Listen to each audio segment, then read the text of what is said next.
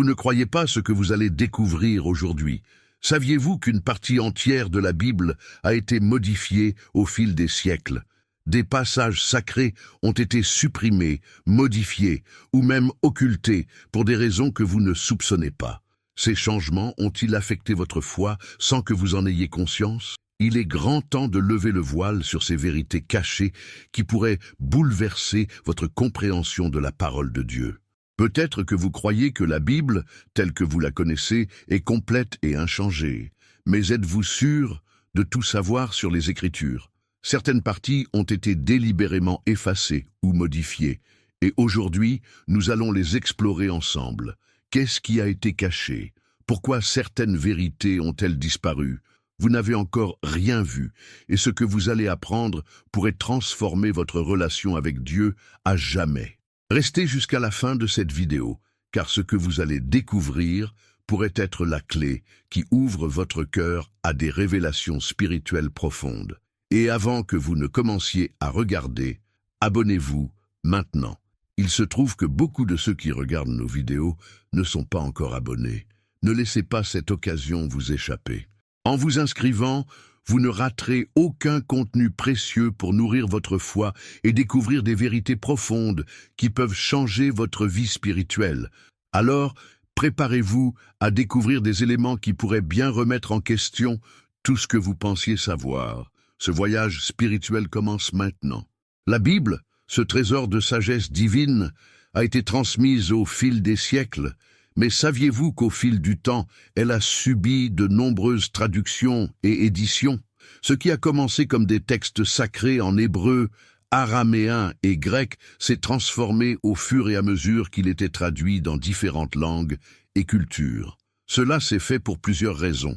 La diffusion du christianisme, l'évolution des langues et, bien sûr, le désir de rendre la parole de Dieu accessible à tous. Cependant, ces traductions ont parfois entraîné des modifications qui ont altéré la compréhension et l'interprétation de certains versets. Que se passe-t-il lorsqu'un mot de la Bible est traduit d'une langue ancienne vers un langage moderne? Parfois, la précision du sens original se perd. Par exemple, dans la Bible hébraïque, le mot « ruach » signifie « esprit » ou « vent », mais dans certaines versions, comme la Septante, ce même mot est traduit différemment, en fonction de la compréhension culturelle de l'époque. Puis il y a la fameuse version de la Vulgate, une traduction latine, réalisée par Saint Jérôme, où les nuances de certains mots sont aussi modifiées, ce qui peut changer la compréhension de certains enseignements. Et bien sûr, il y a la célèbre version King James, qui est vénérée par beaucoup, mais qui a aussi ses propres défis de traduction, notamment en ce qui concerne le sens de certains mots hébreux et grecs. Ces changements ne sont pas que des subtilités linguistiques, ils ont un impact sur la compréhension de concepts clés de la foi chrétienne. Prenez par exemple le concept de « salut » en Jésus-Christ. Selon la version de la Bible, certains mots peuvent modifier la perception de la relation de l'homme avec Dieu. Est-ce que les traductions modernes simplifient trop le message de la foi? Ou est-ce qu'elles reflètent une compréhension plus profonde de l'amour de Dieu? La question n'est pas simple, et chaque version apporte une nouvelle couche de complexité. Lorsque nous lisons la Bible, il est important de chercher non seulement les mots, mais aussi l'intention qui se cache derrière. La Bible est en effet un livre rempli de mystères bibliques, et à chaque nouvelle traduction ou révision, la tentation d'altérer certains détails pour s'adapter à la culture et aux intérêts d'une époque spécifique surgit. Mais au final, les vérités cachées peuvent toujours briller, même sous des formes légèrement différentes. En réfléchissant à la signification de ces versions, nous devons nous demander qu'est-ce qui change vraiment pour notre foi et notre compréhension de la parole de Dieu. Ce que ces changements disent-ils de nous et du Dieu que nous servons?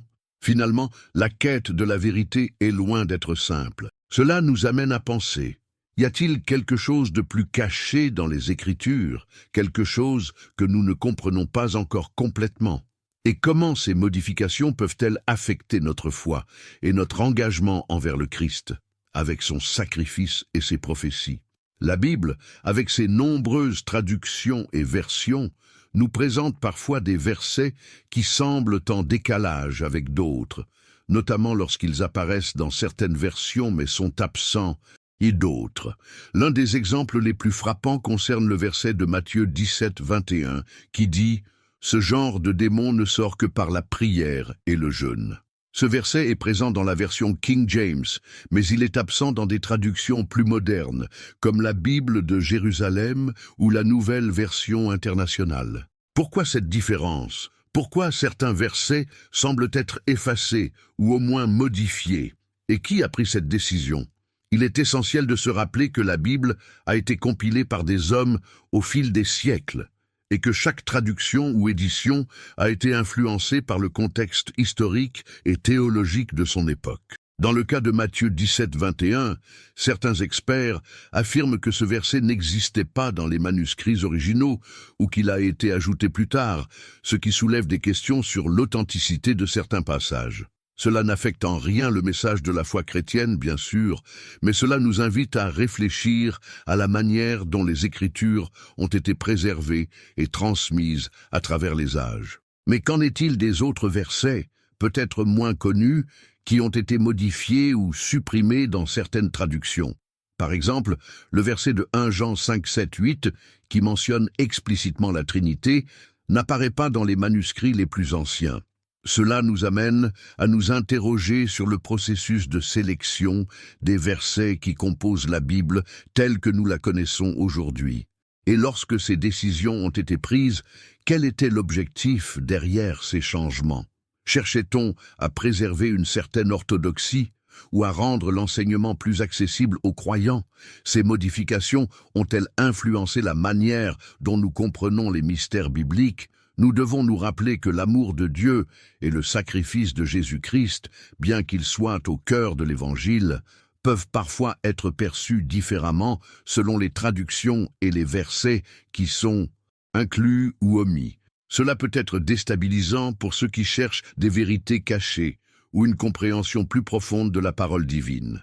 Cependant, chaque changement, suppression ou ajout, nous rappelle que notre foi doit aller au-delà des mots. C'est le message spirituel, le salut apporté par le Christ qui doit guider nos cœurs. En fin de compte, la question demeure, qui a eu le pouvoir de modifier ces versets? Et pourquoi ces versets ont-ils été supprimés ou changés?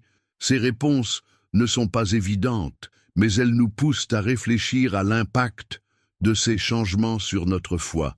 À travers tout cela, nous devons nous rappeler que, même dans les versets modifiés, Dieu est là, prêt à nous guider vers la vérité, l'amour et le salut qu'il nous a promis à travers les prophéties et le sacrifice ultime de Jésus.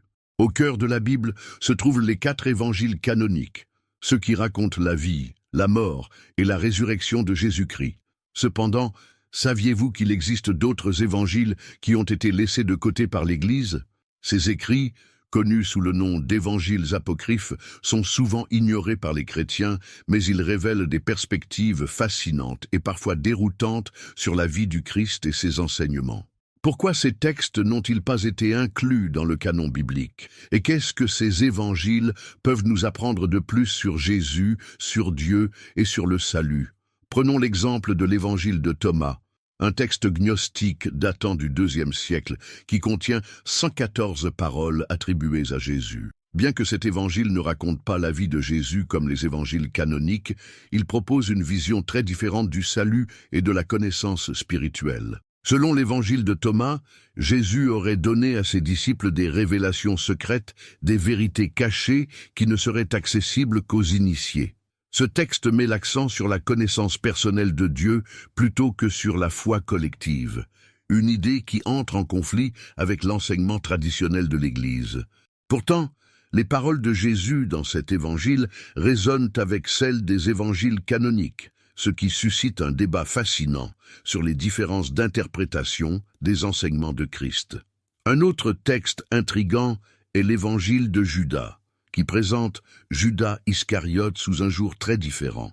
Dans ce texte, Judas ne trahit pas Jésus par avidité ou malice, mais obéit à une demande divine, agissant comme un instrument nécessaire pour accomplir la prophétie de la mort et de la résurrection de Jésus.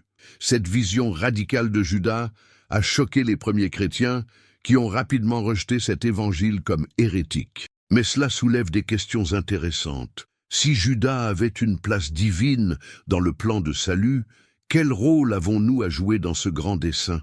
Et si la rédemption de Judas faisait partie du plan de Dieu pour le salut du monde, comment devrions-nous regarder les autres, même ceux qui semblent être les plus grands pécheurs? Enfin, il y a l'évangile de Marie-Madeleine, un texte qui attribue à cette figure centrale des évangiles une sagesse spirituelle profonde. Marie-Madeleine y apparaît non seulement comme une proche de Jésus, mais aussi comme celle qui détient des connaissances ésotériques et des révélations divines. Dans ce texte, elle dialogue avec les disciples de Jésus après sa mort et les guide dans des enseignements plus spirituels et profonds. Que pouvons-nous apprendre de Marie-Madeleine, souvent réduite à une pécheresse repentie dans les évangiles canoniques, mais ici élevée au rang de maîtresse spirituelle? Ces évangiles apocryphes soulèvent des questions profondes sur la nature de la foi et la manière dont elle a été façonnée par l'Église au fil des siècles. Pourquoi certains textes ont-ils été exclus? Ont-ils été jugés trop dérangeants pour l'ordre établi? Ou y a-t-il des vérités cachées dans ces écrits qui, si elles avaient été incluses dans le canon, auraient transformé notre compréhension du salut et de l'amour de Dieu? En explorant ces écrits, nous devons garder à l'esprit que la vérité ne réside pas seulement dans un livre ou un verset, mais dans la relation que nous entretenons avec Dieu à travers la foi et l'ouverture à ses mystères. Ainsi, en étudiant ces évangiles, nous ne devons pas nous perdre dans les différences, mais chercher à comprendre ce que chacun d'entre eux nous dit sur la nature de Dieu, la foi et surtout le salut. Les vérités cachées dans ces textes peuvent-elles enrichir notre vie spirituelle et nous rapprocher du Christ, ou ces écrits sont-ils une distraction des enseignements fondamentaux de la Bible? Cette réflexion nous amène à nous interroger sur la profondeur et l'authenticité de notre foi. Les modifications dans les versions de la Bible, les versets omis ou réécrits, ont-elles un véritable impact sur la foi des croyants? La réponse à cette question peut varier en fonction de la manière dont chacun aborde les Écritures et la foi chrétienne. Cependant, il est indéniable que ces changements ont modelé la façon dont des générations entières ont compris et vécu leur relation avec Dieu, leur compréhension du salut, du péché et de l'amour divin. Et si certaines de ces modifications étaient en réalité des tentatives délibérées de contrôler ou de façonner les croyances, prenons un instant pour réfléchir à la manière dont l'interprétation des évangiles a été influencée au fil du temps. Au Moyen Âge, par exemple, l'Église catholique a joué un rôle central dans la transmission et l'interprétation des textes bibliques. La Vulgate, traduction latine de la Bible, était l'une des principales références. À l'époque, peu de gens étaient capables de lire les Écritures dans leur langue originale, et l'Église était l'intermédiaire entre Dieu et les croyants. Il n'est donc pas surprenant que certaines interprétations de la Bible aient été influencées par des nécessités politiques et théologiques. Ces interprétations ont façonné les pratiques religieuses et la compréhension du sacrifice de Jésus-Christ, du péché, de la rédemption et des miracles. Mais en modifiant certains versets ou en supprimant d'autres, l'Église a-t-elle pris des libertés avec les vérités cachées que Dieu voulait que nous découvrions? Cela n'a-t-il pas contribué à renforcer un contrôle institutionnel sur la foi? Les versets supprimés, comme ceux évoquant l'importance du jeûne ou de la prière dans le processus de guérison spirituelle, ont-ils été écartés parce qu'ils mettaient en lumière une dimension plus personnelle et intime de la foi? Si l'on réfléchit à ce que ces versets pourraient signifier pour le chrétien d'aujourd'hui, il devient évident que la prière, le jeûne et la quête spirituelle ne sont pas seulement des rituels, mais des pratiques qui rapprochent l'individu de Dieu, permettant une communion plus profonde avec lui. Et si ces versets ont été supprimés pour éviter que les croyants ne développent une foi plus indépendante de l'institution, cela pourrait signifier qu'on leur a enlevé des outils puissants pour nourrir leur relation personnelle avec le Christ. Cela nous amène à nous interroger. Ces modifications ont-elles été faites pour rendre la foi plus accessible ou pour restreindre l'accès à certaines vérités spirituelles? Peut-être que l'Église a souhaité protéger l'unité du peuple chrétien en minimisant les interprétations divergentes, ou peut-être que, au fil du temps, certaines vérités profondes ont été étouffées pour maintenir un certain ordre théologique. Et si la foi chrétienne était beaucoup plus radicale que ce que nous croyons aujourd'hui, avec des enseignements plus subversifs qui ont été gommés pour préserver une vision monolithique du christianisme. Mais au-delà de ces réflexions, il est important de se rappeler que la foi chrétienne repose avant tout sur le salut que Jésus-Christ a offert à l'humanité par son sacrifice, sa mort et sa résurrection. Peu importe les modifications que la Bible a subies au cours des siècles, le cœur du message reste celui de l'amour de Dieu, du salut et du sacrifice divin. Ces changements peuvent semer des doutes, mais en fin de compte, c'est la foi en Christ, la relation personnelle avec lui, qui permet à chaque croyant de découvrir la vérité même au milieu des mystères et des énigmes bibliques. En effet, les ajustements dans la Bible nous poussent à regarder plus profondément, à ne pas accepter aveuglément ce qui nous est présenté, mais à creuser davantage, à rechercher et à prier pour une compréhension plus riche des Écritures. À travers cette quête spirituelle, Dieu nous invite à grandir dans la foi, à nous ouvrir à son amour et à sa vérité, et à ne jamais oublier que Jésus-Christ est le seul chemin vers le salut. À mesure que nous explorons les différentes facettes de la Bible, des versets supprimés et des textes apocryphes, une question persiste. Qu'est-ce qui reste caché? La Bible, avec ses prophéties, ses mystères bibliques et ses vérités souvent obscures, est-elle vraiment complète? Ou existe-t-il encore des vérités non révélées qui attendent d'être découvertes? En cherchant à comprendre les changements dans les traductions et les omissions de certains versets, nous sommes peut-être sur le point de dévoiler des aspects plus profonds de notre foi, des vérités cachées que Dieu pourrait vouloir que nous découvrions. Mais que pouvons-nous faire avec ces découvertes? Comment ces mystères affectent-ils notre relation avec Dieu? Et comment notre foi pourrait-elle être transformée si nous prenons ces révélations à cœur? L'amour de Dieu est infini. Et, à travers la Bible, il nous révèle progressivement des aspects de sa nature divine. Mais peut-être que certaines vérités ne sont compréhensibles que lorsqu'on est prêt à les recevoir. La Bible est, après tout, un livre vivant, un guide spirituel qui nous parle à chaque étape de notre vie. En explorant les changements dans ces versets et en étudiant les écrits apocryphes, nous sommes invités à nous interroger sur notre propre compréhension de la foi et du salut. Est-ce que notre vision de Dieu est limitée par ce que nous connaissons, ou sommes-nous ouverts à la possibilité qu'il y ait encore plus à découvrir? Peut-être que, dans notre quête pour mieux comprendre Dieu et son amour, nous découvrons des aspects de la foi que nous n'avions jamais envisagés auparavant. Et si la vérité cachée dans la Bible était plus radicale, plus profonde que ce que nous imaginons, si des passages entiers ont été volontairement supprimés ou modifiés, que pourrait-il en être? Que pourrait-on apprendre sur Jésus-Christ, le péché et le salut, si ces vérités étaient à nouveau mises en lumière? Ces questions ne sont pas simplement théoriques, elles touchent à notre vie spirituelle aujourd'hui.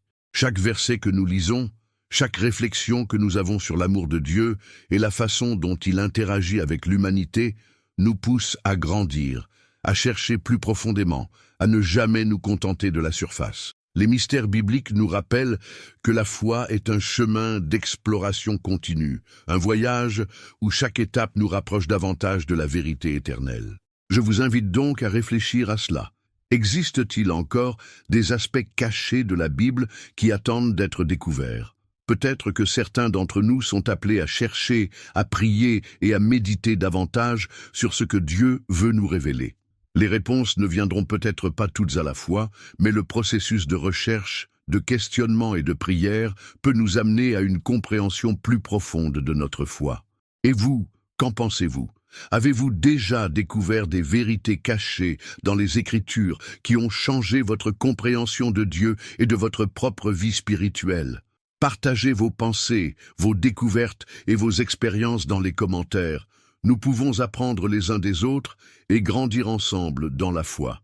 Ainsi, la quête pour comprendre pleinement les Écritures, avec ses vérités cachées et ses mystères, ne doit jamais cesser. Car en fin de compte, c'est par notre foi en Jésus-Christ, par son sacrifice et sa résurrection, que nous trouvons le salut et que nous sommes conduits à la vérité éternelle que Dieu a préparée pour nous. Alors, maintenant que vous avez découvert ces vérités cachées, qu'est-ce que vous en pensez? Croyez-vous que certains passages ont été délibérément modifiés ou omis pour contrôler la foi des croyants? Partagez votre opinion et votre expérience dans les commentaires, j'ai hâte de lire vos réflexions. N'oubliez pas de vous abonner à la chaîne et d'activer les notifications pour ne manquer aucun contenu essentiel qui pourrait transformer votre vie spirituelle. Chaque vidéo est une occasion de grandir dans la foi et de découvrir des secrets bibliques qui pourraient bien changer votre perspective. Avant de partir, ne manquez pas notre vidéo recommandée qui s'affiche à l'écran. Cliquez maintenant pour aller plus loin dans votre quête de vérité. Merci d'avoir regardé. À bientôt pour de nouvelles révélations. Je suis Mathis Lefebvre et je vous dis à très vite.